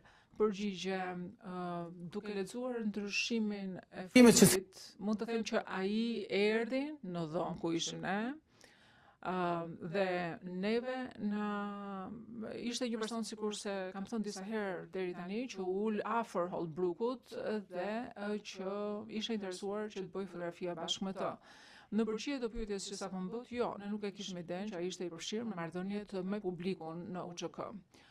Pyetje, a i mësuat juve më vonë gjatë luftës se ky person, Hajdin Abazi, ishte caktuar si shef i shtabit përgjithshëm të UÇK-s për sektorin e informimit publik pasi Kadri Veseli i kishte kërkuar atij që të punonte për këtë sektor, sa të merrte në dorë drejtimin e këtij sektori. Përgjigje, përsëri dëshiroj që theksoj që puna ime ishte që të punoja dhe të transmetoja pikpamjet e qeverisë amerikane dhe të punoja bazuar në udhëzimet nga Washingtoni për të arritur marrëveshjen për autonominë. Unë nuk kam ndjekur të gjitha ndryshimet e personelit brenda UÇK-s. Interesi im në UÇK ka qenë vetëm që të gjeja, të konstatoj një grup njerëzish që mund të flisnin me një grup më të gjerë në mënyrë të tillë që të mbështesnin marrëveshjen për autonominë. Tani do të kalojmë në faqen 216. Ndërkohë, në paragrafin 216 thuhet si më poshtë. Holbrooku i tha Abazit se një prej objektiveve kryesore ishte që të promovojë armëpushimin ndërmjet UÇK-s dhe Jugosllavisë dhe ai pyeti në qoftë se grupi rebel do të lejonte forcat serbe të kishin qasje një pjesë sektore të territorit që ishte në kontrollin e UÇK-s në Unik. Abazi u përgjigj duke thënë UÇK-ja dëshiron paqe, por kjo paqe duhet të vijë së bashku me lirinë. Me fjalë të tjera, armëpushimi pa garantinë për pavarësinë nuk do ishte zgjidhja. Ai kujtohet të jetë një bisedë e tillë, dëshmitar, jo. Pyetje, apo thoni që armëpushimi do duhet që të diskutohej mes zgjerit në UÇK-s apo jo? Përgjigje, mua më kujtohet se ai nuk mund të fliste për UÇK-n lirshëm, mbase e ka shprehur këtë për arsye të shkrimit të këtij artikulli këtë mendim, por nuk më kujtohet të ketë ndodhur një gjë e tillë në takimin tim me të. Çfarë i bërit mendoni se ky person nuk kishte lirinë të fliste në emër të UÇK-s? Përgjigje sepse ai thjesht na dha slogane më shumë se sa analiza. Your Honor, we tendered. Prokurori dorëzojmë këtë artikull për pranim si provë. Gjykatës ndonjë kundërshtim? Mishetisht s'kam kundërshtime gjykatës. Dokumenti 00405 deri në 207 deri në 00405 2190 pranohet. Sekretarja, faleminderit gjykatës, dokumenti do të marrë numrin e provës materiale për 04492, që ishte numri që ishte caktuar më herët një dokumenti tjetër, por që pastaj u luhoq nga trupi gjykues sipas vendimit gojor të datës 2 tetor 2025. Gjykatësi, faleminderit sekretare, klasifikimi është konfidencial aktualisht, do të pa që mund të jetë publik, gjykatësi klasifikohet si publik. Sekretare, faleminderit, do të pa që faleminderit, mund të heqim dokumentin. Dëshmitare, ju kujtohet se jeni përpjekur të takoni pjesëtarë anëtar të UÇK-s me 26 shtator 98 kur keni shkuar me vetur në Kiev, në pikën e postbllokun e UÇK-s në Kiev. Përgjigje po më kujtohet, pyetje dhe siç keni shkruar në memoarët tuaj, që i pam dje, atje ju shpresoni të takoni UÇK dhe keni kërkuar atyre që t'ju çojnë tek udhëheqësi i tyre, sakt, përgjigje sakt. Pyetje dhe nuk kishit bërë ndonjë para përgatitje pra për një takim të tillë. Është kështu, përgjigje kështu, është dua të them që kjo ishte ideja e Holbrukut, që ne duhet të shkonim atje dhe të shihnim nëse mund të gjenim dikë si pikë kontakti me UÇK-n. Unë isha skeptik për këtë gjë, sepse kjo ishte një pikë kontrolli postblok dhe postbllokët janë diçka që shihen shpesh gjatë tyre në konfliktet e tilla, por për respekt, si respekt ndaj Holbrukut, thash në rregull të shkoj atje dhe shohim se çfarë mund bëjmë. Pyetje gjithashtu keni shkruar në memoarët tuaj për të përdorur një teknikë që keni mësuar në Shqipëri, që keni arritur në përfundimin që personi më i lartë me cili mund të bisedojnë në pikë në postblok ishte personi me syzet më të shtrenjta, syzet e diellit. Përgjigje, dua të theksoj se kam shkruar këtë memoar për të dhënë një pikpamje sa më të saktë asaj që kam parë në pjesë të ndryshme të konflikteve në botë. Dhe po, kjo ka qenë një koment jo shumë serioz, pra që të shikohen syzet e diellit që njerëzit mbanin për të përcaktuar gradin e tyre. Ishte më shumë një koment që kisha parë diku tjetër, bazuar në të që kisha parë diku tjetër. Ku kisha parë persona pra që personat e veshur me rroba më të mira, zakonisht ishin më lart në grad.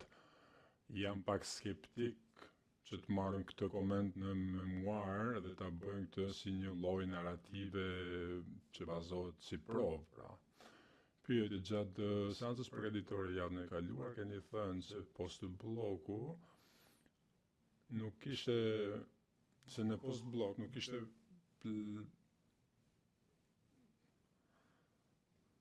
plani me syzet e diellit, por një person tjetër që nuk ishte personi me syzet e diellit, por një person tjetër që kishte autoritet, një lloj autoriteti. Të përgjigje saktë, edhe pse kjo është një shpjegim pak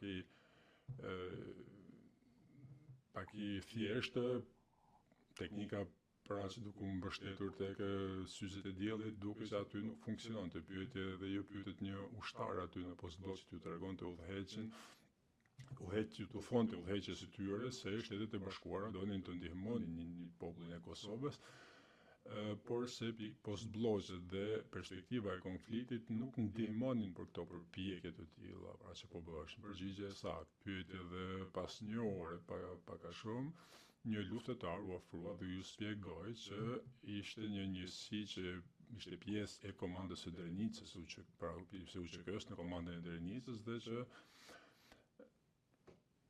dhe kaq ishte autorizuar të thoshte juve, jo më shumë. Përgjigje saktë. Ky person ju tha juve se nuk mund të largoheshit, por se ju mund të largoheshit, por jo shoferi. Përgjigje saktë. Pyeti shoferi juaj ishte serb, sakt, përgjigje saktë, punonte për ambasadën e Shtetit Bashkuar në Beograd dhe makina kishte ardhur nga ambasada e Shtetit Bashkuar në Beograd. Pyetje pjesëtarët UÇK-s në post blok morën dokumentet e shoferit tuaj, përgjigje saktë. Pyetje pjesëtarët UÇK-s në post blok më vonë me hezitim ju dhanë juve dokumentet e shoferit, ju a kthyen kur ju i kërkuat ato përgjigje saktë. Pyetje dhe me sa dini ju dy keni shkruar në memuar tuaj, kjo ishte pak kujdesi që të merrë shoferi në një pikë kontrolli dhe në përpjekje për gjetur një partner negociatash në këtë mënyrë. Përgjigje, unë e kam bërë kjo sepse zoti Holbrook më sugjeroi që duhet të përpiqesha. Tani duke menduar më vonë, mendoj që Holbrook nuk kishte marrë parasysh tërësisht potencialin e rrezikut që rrezikun potencial që përfshinte gjitha kjo, veçanërisht duke faktin që ne duke pasur parasysh faktin që shoferi ishte serb. Pyetje, ju keni dëshmuar se makina ndaj makinës tuaj u gjuajt me armë zjarri në shtime dhe kjo ndodhi 28 që është korrik 98 saktë. Nuk është që u qollua kundër makinës, disa plumba kanë prekur makinën që janë plumba të shënë nga luftetarë dhe ishte një vijë e policisë serbe prapa së cilës makina jonë arriti. Dhe në distancë më të largët ishin pemë të drunj të lartë dhe nga aty njëri kishte persona që qëllonin ndaj policisë serbe. Kur u kthyem në atë cep, në atë vend, me njëherë pas qytetit të Shtimes dhe u kthyem në anën e djathtë, nuk më kujtohet kjo, një prej policëve serb lëvizi në drejtim na bëri shenjë neve që të largoheshim nga aty, që mendoj ishin në rrethanat e tilla ishte këshill e mirë dhe shoferi ju nuk kthy makina me sa duket në atë moment u prek nga pluma në pjesën e parakolpit, që zbuluam më vonë pastaj kur u kthyem në një vend të sigurt. Pyetje, kuptoj, a ju kujtohet ka ndodhur 28 korrik 98 kjo punë, nuk më kujtohet data, por jam i sigurt për që kjo është pyetje që për çka bëjmë me dhëna konkrete duhet ta shikojmë këtë gjë. Pyetja dhe ju dhe personat e tjerë me ju në këtë rast ishit në një udhëtim tjetër, po përpiqeshit që të gjeni të UÇK-n apo jo, përgjigje ishte pjesë e përpjekjeve të vazhdueshëm për të gjetur dikë me cilin mund të flisnim si pjesë si përfaqësues një grupi më të gjerë në UÇK.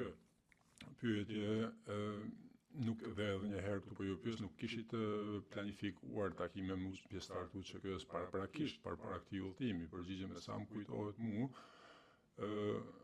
është se UÇK-ja në Likos na priste neve atje dhe për rrjedhoi u organizuar një takim. Ne nuk kemi pritur që aty të ndodhte kjo betejë apo shkëmbime me armë zjarri, së përndryshe do të ishim kthyer mbrapsht. Pyetje edhe në memuar tuaj ju pranoni se ky udhëtim për të gjetur UÇK-n mund të ketë qenë ide e keqe, pse mund të jetë kështu?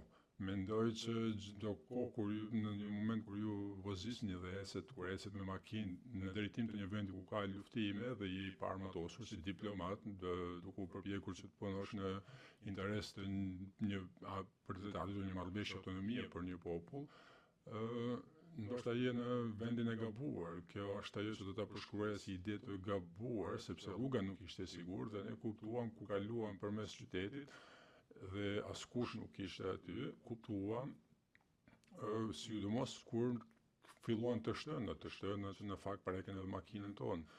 Pyetje dhe Blerim Shala ishte me ju në të rast, përgjigje po, ai ishte me neve në rastin së bashku me Femi Aganin, i cili ishte zëvendësë kryetari i LDK-s, ju kujtohet Mehmet Hajrizi, individi që diskutua dje.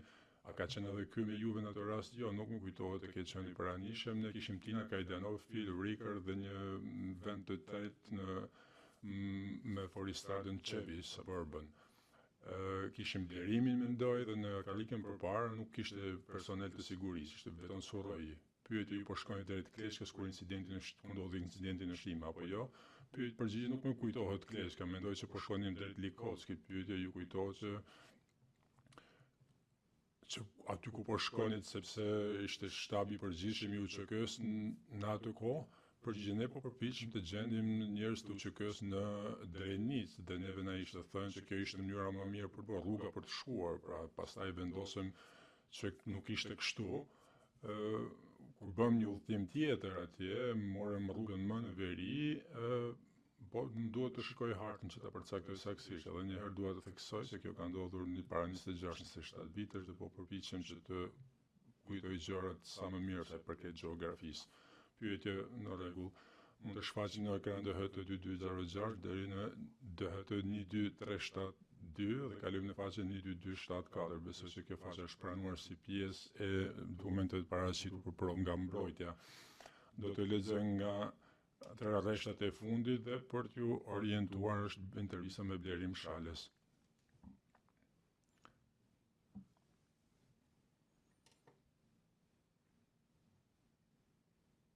Që ju është të reguar disa herë.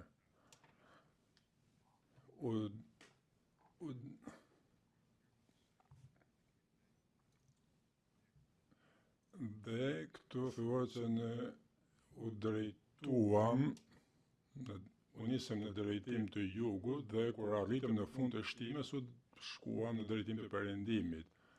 A ju kujtohet kjo?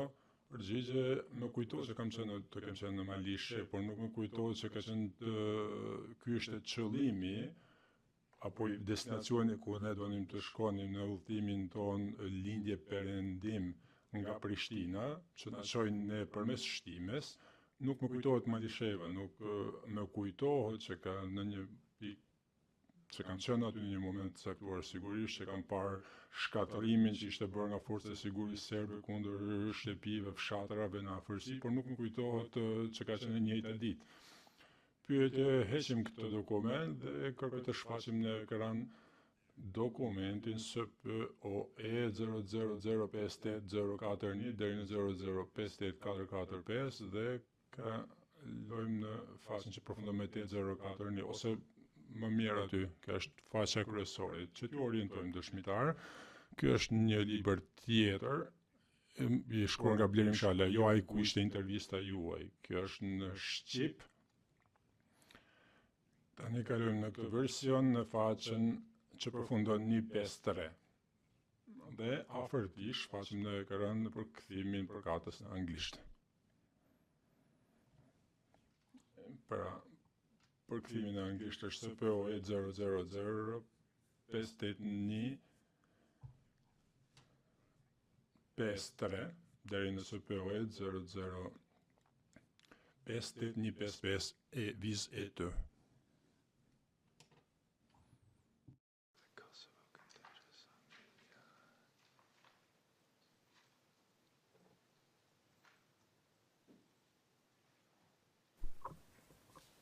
And here in the English. Dhe këtu në anglisht mbesim në këtë faqe dhe do të lexoj nga parashti i parë në tekstin kryesor për tani. Të nesërmen, para të martën me 28 korrik, do të mësojmë Kleçkës, ku ishte vendosur shtabi i përgjithshëm i UÇK-s. Me ambasadorin Hill ishim Mehmet Hajrizi, Hydayet Hyseni, Veton Suroj dhe unë. Por me të dalë për shtimes, te punkti i policisë serbe do të ballafaqohemi me të shtëna. Një plumb madje çollë karrocerinë e xhipit të blinduar amerikan. Kështu u detyruam të kthehemi në Prishtinë pa kryer punë. Luftime kishin të gjitha rrugët që çonin për në vizë që kontrollonte UÇK-ja. Do të lexoj tani nga paragrafi 2 i faqes në vijim.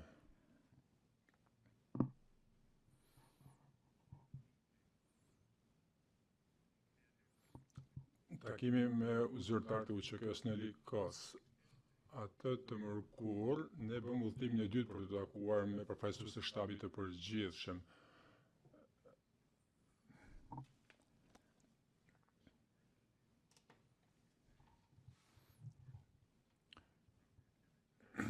Blerim Shala konstatoi pra se drejtimi drejt ku po shkonit ju ishte në drejtim të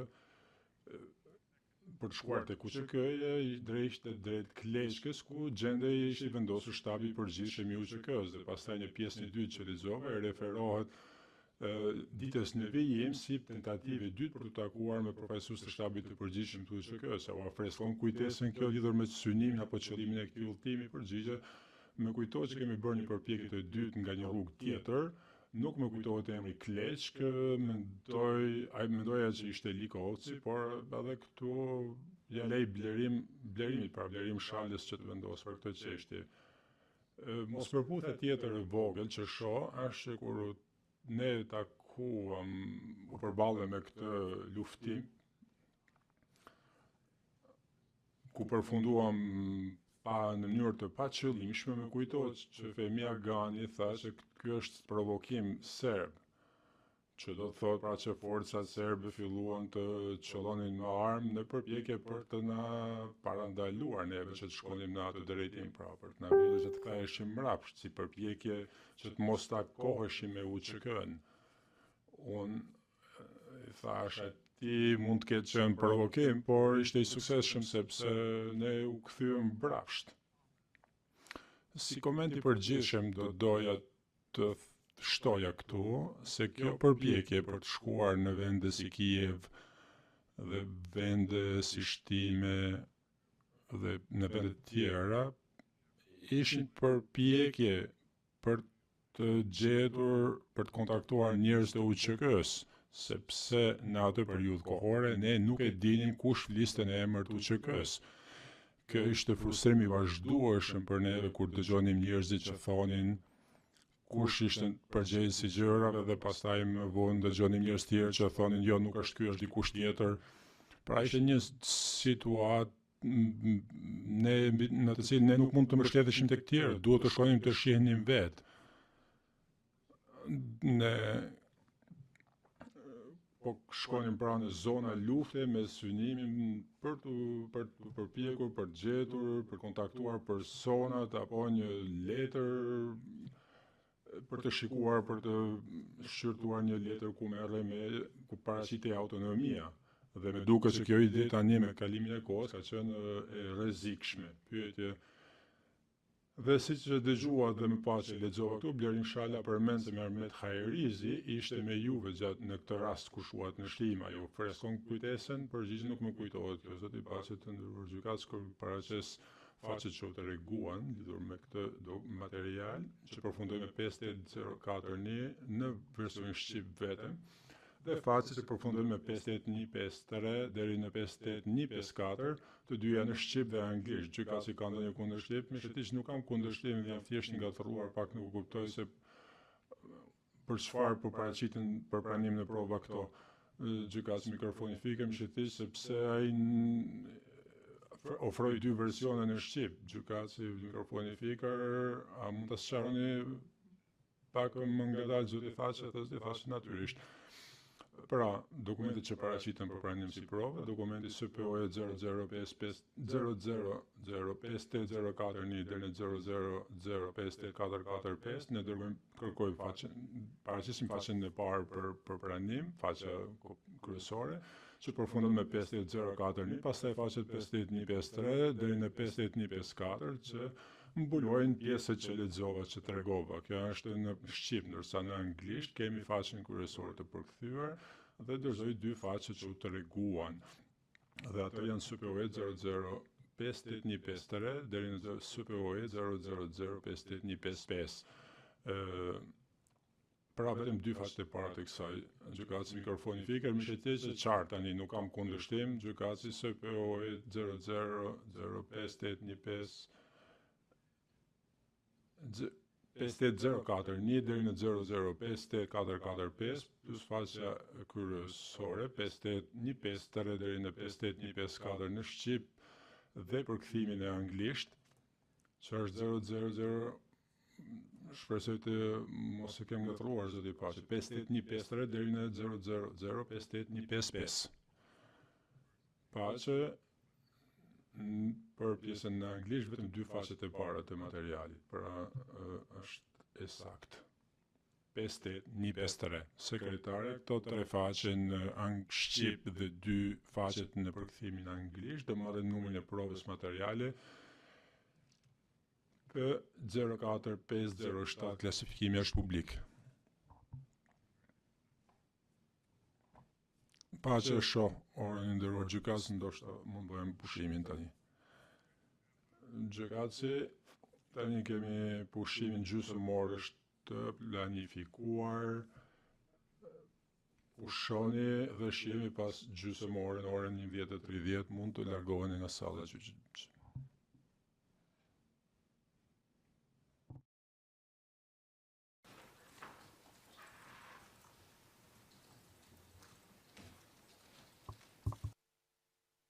We're adjourned until 11:30.